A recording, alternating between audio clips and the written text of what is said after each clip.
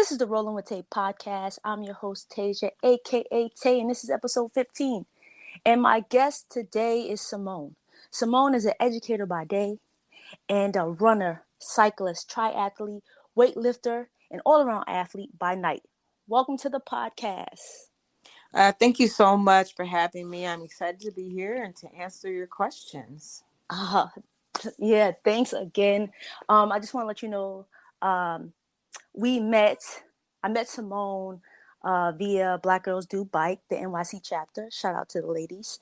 And we're also Facebook friends. And I get really inspired when I see your pictures. Like you post pictures after your runs, after your bike rides, after the gym. And I'm like, damn, I need to be doing something. Maybe I'm doing too much. No, but I like it and it's inspiring.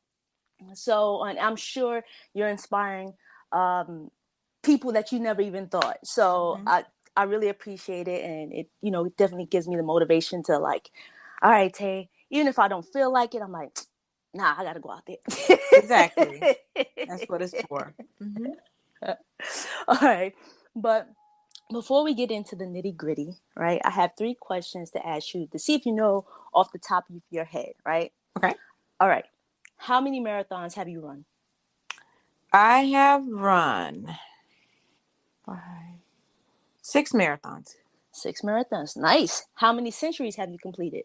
I have completed 3 centuries. Nice. And how many triathlons have you participated in? A total of 3. Oh, nice. 2 sprints and 1 Olympic. Okay. That's what's up. Kudos on all that. All right, so let's get into it. Okay. Were you always into fitness and being active, and if you weren't, what changed to get you into that mode? Actually, I was not at all into fitness when I was younger. I was actually more of a dancer. That's always been my first passion. And then, so I took classes all throughout when I was young and throughout my young adulthood. I took dance classes all the way through college, actually. And then at a certain point in my late teenage years, I really wanted to focus on losing weight because I had a problem with my weight from the time I was middle school. So I really want to focus on losing weight. So at a certain point, for example, in high school, I did 1 year soccer. And then that was the only year of athletics I did. And then I didn't really start running until actually after college. But it was really kind of, in terms of fitness outside of dance. I did things like Pilates, yoga, and these other types of things to kind of like help with my weight loss. All right, cool. So you chose running. Why'd you choose running over any other activity? Well, I chose running because I figured it was a sport that I could do year round. And it has turned out to be exactly that. I've run in so many different types of conditions. I run when it's hot, when it's cold, when it's snow on the ground. I had pictures of me where I was running in a snowstorm and I have no idea why I was out there. But it's a sport you can literally do year round. Running is the sport that I found out of many. And when I tell you, I've done Taibo back in the 90s. I've done Insanity when it was at the height. I've done so many different types of HIIT programs. I've done exercise classes, etc. And running by far has been the activity, as long as I'm consistent, that has helped me stay fit. And that is why I just chose to do it. One, because I can do it, it's not just a seasonal activity, but it's also something that has really helped my body stay fit. And then, of course, I've added triathlons as a new challenge, but I still like running is definitely my first love. That's what's up. I never got into running. And everybody, like, like when I walk throughout the streets, they're like, "Oh, do you run?" I'm like, Mm-hmm. no. I guess I have the body of a runner, Yeah. but can't. Mm-mm. Yeah. It's like I never considered myself a runner either. But I'm telling you, until my first marathon, it was like really when I started, like, no, when I decided to do my first race in 2011 was when I first started saying, okay, well, maybe I'm a runner Mm-hmm. now, but I'm a runner because I'm out here, I'm doing these miles and I'm consistently out here running. So I'm a runner. And I'm telling you, starting at, 12, 13, 14-minute pace when I was at my highest weight, I still consider myself a runner.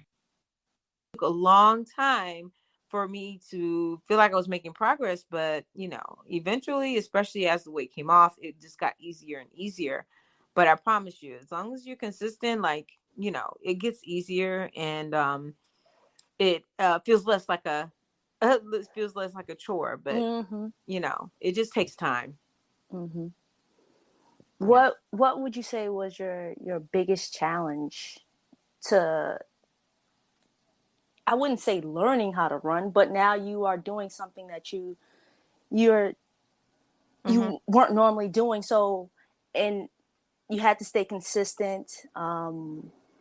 I guess you had to eat certain foods. Like, what was your biggest challenge in like transforming into the runner? Well, I think the biggest challenge for me was the mindset. Mm-hmm. I had to change that first before anything else.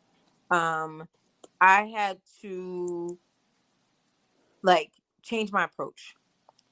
First of all, when I first got into running, it's a whole process. Mm-hmm. Um, I had to figure out what works best for me. I would say that before I got to the physical, I definitely had to change my mindset. Mm-hmm. And I had to work on other basic things like running form. I had to figure out, okay, getting on a plan, learning that at the beginning, especially no matter what speed you're at, you just have to be consistent in getting Mm-hmm. out there. Mm-hmm. Also, having a support group, that was like something that was very crucial to me at the beginning. But the hardest thing for me at the beginning was definitely the mindset and just being overweight and feeling like I did not look like all the other runners that I saw. Mm-hmm. And it was just really frustrating to me because I was slow, and just getting past that mindset of you're a runner no matter what pace you run. But what matters is that you're out there, you're consistent, and then going from there. Yeah. Uh, Hmm. Mindset is key, Hmm. Yeah. and staying consistent. Hmm. Um, when we did the marathon last year, Spellbound, Hmm. definitely was not physically prepared for it. Hmm. I wasn't, but it was my mind that that got me through that. See, but you know what I'm talking about. It's like that determination to like finish it. That's what matters most. And you think, oh, I'm here on this road. I'm not going to DNF. I've got to get home. I've got to get home. So I'm just going to stay on the bike until I get home. And I think also just having those stops Yeah. where you can take a break. Mm-hmm. That was truly helpful, and I feel like they were very strategic, and I'm so glad that they happened, roughly every 25 miles, because that was just perfect. But yeah, having those rest stops and just the mindset to just say, okay, I'm out here. I need to get home, so I gotta finish. Yeah, definitely. And I want to thank you because there was a point that I think we were like at mile 93 or something. We were riding Hmm. together and we were like, all right, we got to finish this. It Yep. was so hot and we Yes. were Yep. both tired. When you was Hmm. like, yo, you got this. I was like, thank you. And then you like left me. But I saw you at the finish. So Yes. No, we were. I remember that. I remember that. I definitely remember that. Yeah. yeah, it's definitely mindset. Um, Yes. what is your favorite marathon you've run in? Wow. I would definitely have to say New York, and I'm not saying that because this is where I live. I'm saying also in terms of the vibe, in terms of the people. It's just truly like a citywide street party. I mean, from borough to borough, start to finish. Once you cross the Verrazano, it's just like nonstop. Mm, Um, it draws people from all over the world. It is one of the avid world marathon majors, so it is, one of the six races that you can use to earn your stars for the world majors. But also the fact that it's just a great experience, start to finish. uh Streets are lined with people. uh I just every year, there's just always, whether I'm running it or not. I know people that are running it. I'm out there supporting people. If I'm running it, I know people tell me, "Hey, I'm going to be at this mile. Look for me." Blah blah blah. People find me. It's just a great experience. And then, being in other cities, I guess because I like Chicago. I've run Chicago. mhm, Chicago was okay because I had family there, but it just didn't have the same vibe. Only maybe because I just didn't know as many people there, mhm, and but the vibe was fine. It was great, but it's just something about New York with the energy, with the music. Like when you run through Harlem, when you go mhm. to the Bronx and you hear the salsa music, you go through Harlem and you hear all that soul music. It's just great. I just love it. And then I've run, in Tokyo, I've run in Berlin, um, and it's just nothing like New York, honestly. Philly wasn't that bad. Philly was my first one, and Philly wasn't that bad, but it was still just did not have the same ambiance. Mhm. You know, the Big Apple. Yep, absolutely, absolutely, absolutely. Yeah. So you mentioned the World Majors. What is that? So basically, there's this organization called the Avid World Marathon Majors, and basically, it's a challenge where you have to complete these six World Marathon Majors in order to get this medal that has like 6 stars. So for each marathon you complete in the six, you get a star. So the six marathons are New York, Chicago, Boston, London, Tokyo, and Berlin. Those are the six. And I'm happy to say that after Berlin, I completed my fifth star. So I have one more left, and that will be London. Whoa, nice. Yeah. So I hope to Nice. finish that next year in 2023. Wow, that's dope. Okay, so what does training look like for a marathon? Well, first things first, you got to have a plan. And whether you're under a coach or whether you can go get any old free plan, I recommend Hal Higdon for the experienced people who have a little bit more of a base. Hanson Marathon Method is very good. But I like to start with a plan. And then your base or your base their marathon training should be 40 to 45 miles a week. Um, if you're doing something like Boston, you probably need closer to 50 miles a week of running. I also strength train. That's something that has completely um, changed my training. Once I started doing it in 2019, that was probably my fittest year, and I was Mm. going to the gym 3 to 4 times a week, and I was spending up to 3 to 4 hours at the gym. I don't even know to this day how I even had time to do that. Don't even ask. I don't even know my work. I'm a teacher, so I'm like, I don't even know how I had time to like, you know, grade and do all this stuff that I need to for my job. And I was spending that much time in the gym. But I will say that, during that time, that was like my fittest year. And I know everything had to do with the fact that I was spending a lot of time in the gym and I was lifting heavy.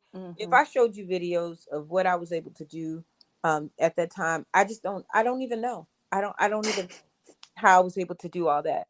But I will say that it was an amazing time for me in terms of that year I PR'd almost every race. That year I I felt so strong.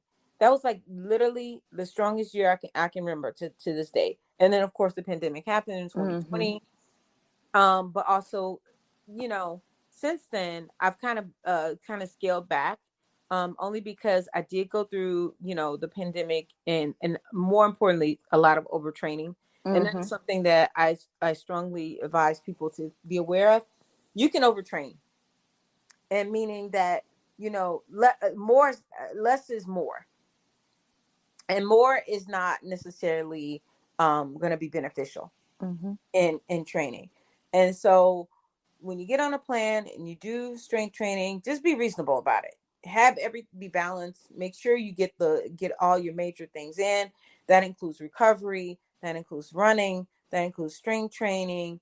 Um, there's just like and sleep. Like you have to, everything has to balance. Yeah. And I don't think in 2019 that I was balancing everything enough. And so that kind of made me burn out and crash throughout Mm. 2020.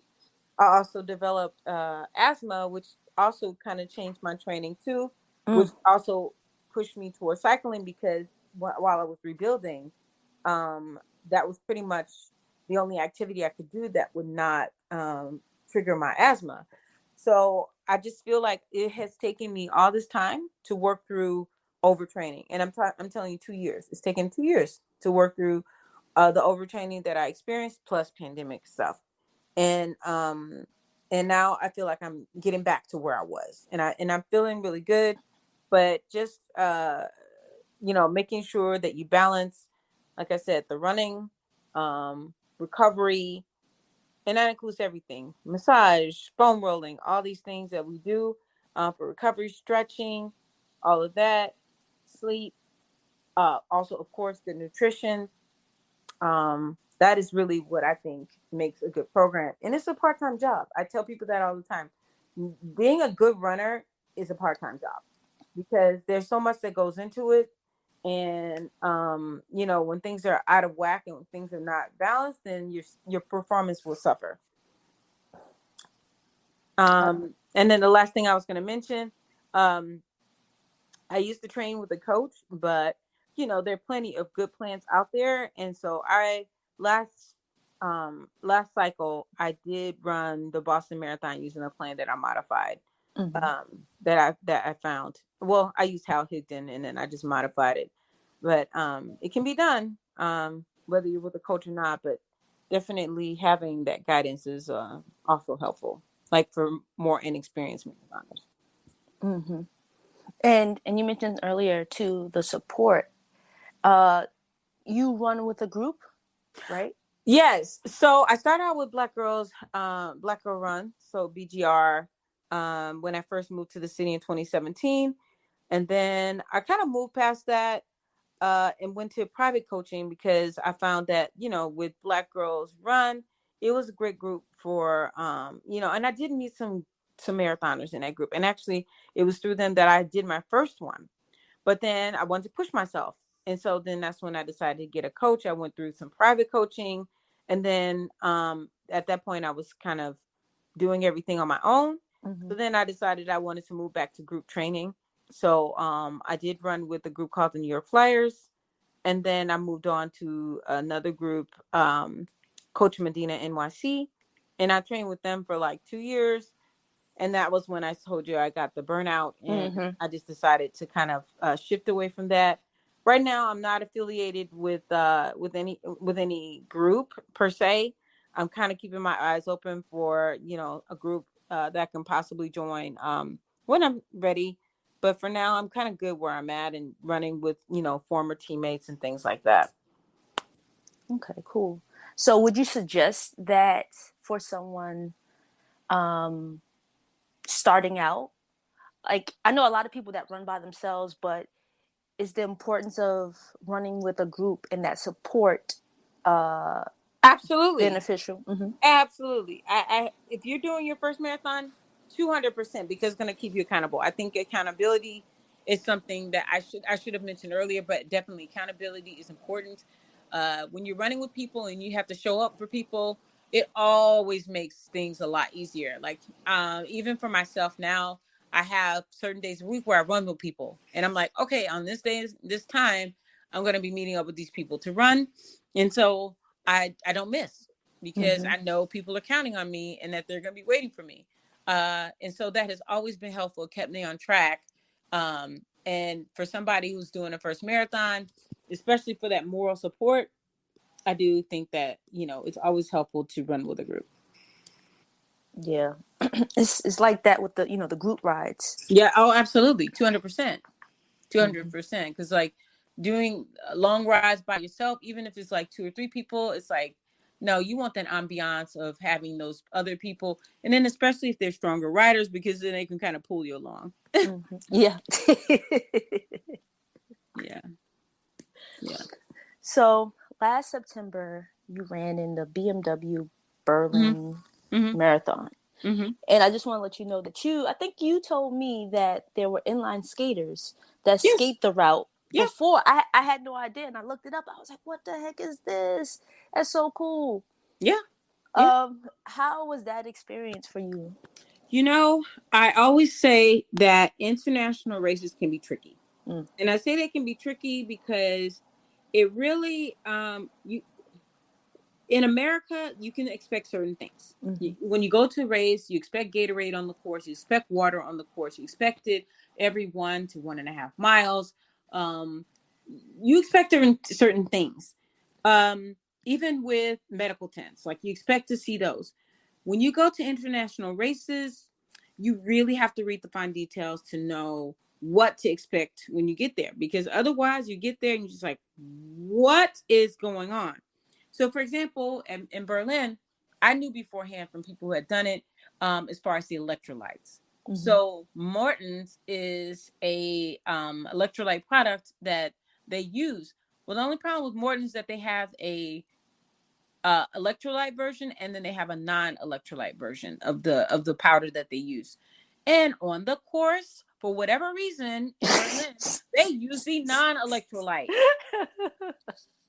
which I was just like, and then on top of that, whatever they had in those cups, I mean, the Mortons that they had in the cups, plus they just had plain water, it just did not help me. And so mm, I'm just gonna be honest, like I had a really tough time in mm-hmm, Berlin because it was hot that day and I needed electrolytes. yeah. And had I known, like I had sports gels, and that was not the, for some reason that particular day it was really tough for me in terms of electrolytes, and I felt depleted by mile 8. I was Mm, completely depleted. And so I really struggled. I had an American lady who I saw at the beginning, that I saw her at around mile 8, and she was the one that helped me finish that race, because I was really struggling. But it was really more the electrolytes and just not being prepared for those conditions. But otherwise, I did enjoy being in Berlin. That was a new Germany was a new country for me, mm-hmm, and experiencing a new culture, that's always fun. yeah. But I say for anybody doing an international race, just know what you're up against, know what the conditions are, know what the amenities will be for the participants, no matter if it's a race or a cycling ride, like just know what you're up against, because you got to be prepared, because if you get there and you can't get what you need because you're not in the country, and where where to go, going to a running store, etc., you know what to get, Mm-hmm. then it could be a problem. So you need to come prepared. Good advice. Yeah. Yeah. Yeah, that was something I knew. But even Tokyo, for example, I ran Tokyo. It was the same thing. Mm, I read the participants' guide from start to finish, from cover to cover. I read every single word, and I was ready. On race day, I was ready. That was actually I had a better time there mm-hmm. than I did in Berlin. But I think also that was the temperature was cooler, Okay. so it was held in March. It was held in March, at the beginning of March in 2019. So the conditions were completely different, and it was much better. It's much cooler. There was some rain, which I was okay with because I brought a jacket. Mm-hmm. I was prepared. Um, but yeah, so it was just a much better race for me. But I was also prepared, and also on the course, I already heard that they were going to use this electrolyte called Pocori Sweat, Mm, and in advance, I actually, you know, tried out the electrolytes, so I knew how it was going to react in my body. gotcha. So it was just, yeah, just being prepared is everything for these races. Mm, really good advice. Yeah. What still excites you about running? What gets you up in the morning and say, all right, I'm going to run. I got to Well, run. well, I think also just wanting to stay in good general fitness. I mean, Mm-hmm. no one likes when you step away from running for a while and then you get started again and you're just like, why did I do this? Why did I take a break? Because it's like you're starting all over again because you have to Mm-hmm. build up your endurance. But really it's like the general fitness. I love that it's kind of like therapy for me, Mm-hmm. and I can disconnect from my day. Usually when I run, it's like after work. So it's kind of like a good time for me to disconnect and shift my mind to something that's more positive. I like when I finish running, I feel strong. I feel powerful. I feel like I can do anything. And of course, it's those endorphins. We like to, you know, allowing me to feel those feelings. But it's true. When you finish and you feel like you've had a good workout, there's nothing better. And then I like feeling like I've accomplished something. Yeah. Also, to me, running is self care. Mm-hmm. We don't do enough of that as Americans. Um, I think Europeans, they have it figured out in terms of self care and what is going to help them, weather life.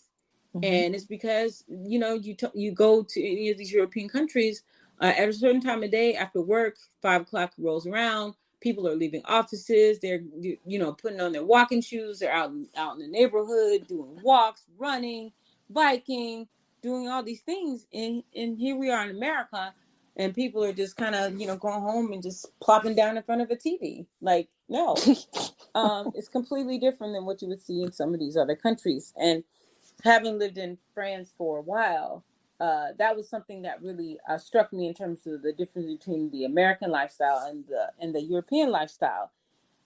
So for me, just that self care.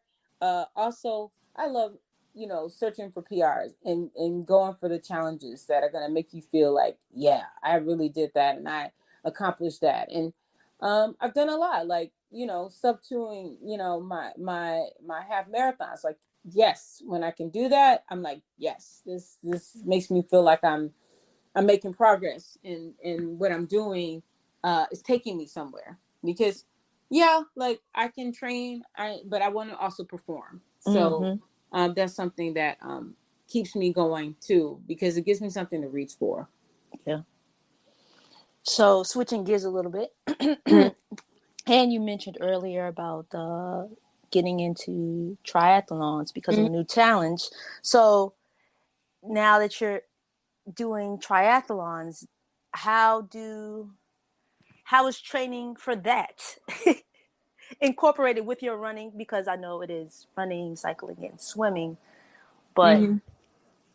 Yeah, I what can I say? I would have to say that it has been a challenge, but at the same time, I feel like as a teacher, I have a schedule that allows me to once a year, change myself into a seasonal triathlete. I call myself a mm, seasonal triathlete because it's not something that I do year round. But during the summers, when I have more time, I can bike more, I can swim more, and I can just fit in these workouts to get me ready and prep for a different event. It just works. It has worked out very well for me. So uh, I don't quite recommend the crash course that I did for my first triathlon, which I prepared for in like 8 weeks, I think, or 6 weeks. But at that time, it wasn't that bad. Like I just did it, and I was off, so I was able to do it. But then you know with all the other tries that I've done, I've actually, definitely kind of fitted in with running. I have to run less, and that's something mm, that I have to get used to, and that I have to accept that when I'm doing try training, I have to run less. mm, Triathletes normally don't run more than 3 times a week. mm, Um, I'm running probably 4 days a week, but my runs are a little bit shorter than what I'm used to for marathon training. mm-hmm, But also, I get a lot of cross training with the bike. And I'm also doing brick workouts where I have to bike and run in the same workout. Like it's a lot to manage. So I just have to make sure that again that I'm not overtraining, that I'm not overdoing it. And then swimming, I do once or twice a week uh, as of now, and I'm going to try to definitely get in more than 2 times a week. Um, but I'm feeling pretty good. Like I've gone to the beach a couple of times already to do open water swim. and it's been great. It's been really great. So yeah, it's just, again, it's kind of like organizing Mm-hmm. my training schedule. Some days I have to do 2 workouts a day. Like yesterday, I did 2 workouts. I did a brick workout in the morning, and then in the evening, I had strengthening. I have people that I meet at the gym. So I went to the gym, and I had my normal, mileage that I do after my gym workout. But yesterday, I said, you know what? I'm tired, but I will go ahead and get this, gym workout done. And then I shortened. I did a little bit less than I normally do for my run because I had already run in the morning, so I didn't have to do as much afterwards.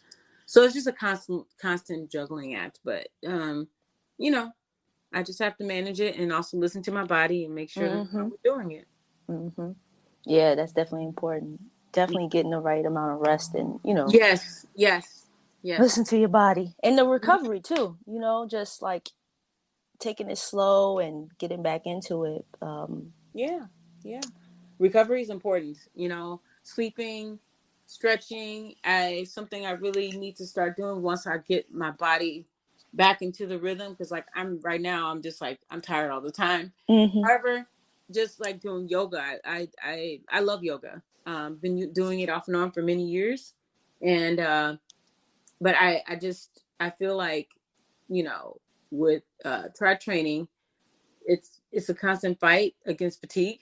Mm. And but yeah, definitely things like yoga, foam rolling, stretching, lots of stretching. I just need to do it. It just has to be done. And then strengthening. I can't tell you enough. I mean, I feel like the only reason why I'm able to do what I do is because I strengthen, and I've been pretty consistent with that, so I'm happy. Mm-hmm. Yeah, I need to get into stretching more as well, Yeah. Yeah.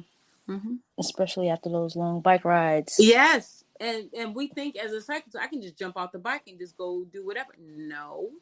Especially if it's a long bike ride. Yeah, Yeah. you need stretching just like anybody else. Yep. Mm-hmm. Yeah. Before and afterwards. Oh, absolutely. Absolutely. 200%. Yeah.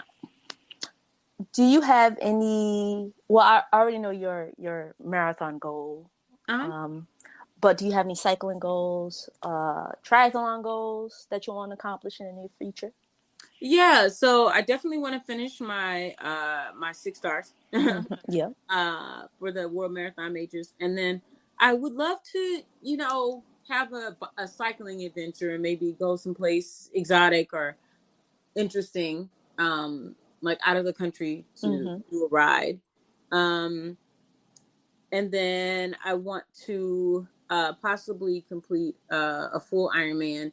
Mm. And I'm not sure when this will happen, but this year I'm just trying out the half Ironman to see how it goes, and then go from there. It's like these things. There's some people who can just like throw themselves into that and just be like, I'm gung ho gonna do this, but it has been a gradual thing for me, and actually, I really like the way I progressed, because I did it the right way. I feel like I started with the sprint, then I did Mm-hmm. the Olympic, and now I'm doing a half Ironman, and then naturally you do a full after that. But for me, the commitment to training for a full Ironman, I'm just not sure that I will have that time, and it would actually probably take me multiple months to get myself up to that level. And I'm just like, the commitment to like I'm a teacher, and it's like, okay, I need something that I can do within the 2 or 3 months that I have during summer. So we'll see. Well, I know Hmm. you'll accomplish Yeah. all your goals Yes. that you set forth. Yes. Yes. Yes. Yes. You got it. You got it. Yes. Is there any last words, any words of advice or encouragement, especially for women who want to, start running and running marathons, start cycling, Hmm. start the triathlons? Hmm. Yeah, I would say find your why and go from there. Mm, It is very important to have a reason why you're doing these things, whether it's a weight loss goal, whether it is a I want to challenge myself goal. But just know why you're out there, because when you're doing things and you don't have a reason why, it's just like then you're out there just doing something, and then you look up one day and you're just like, why am I doing this? This doesn't, but if you have a why, then it's going to really set the bar, and then you can reach for it. You have something to reach for. Also, you need to have a goal. You know, for me, my first race was a half marathon.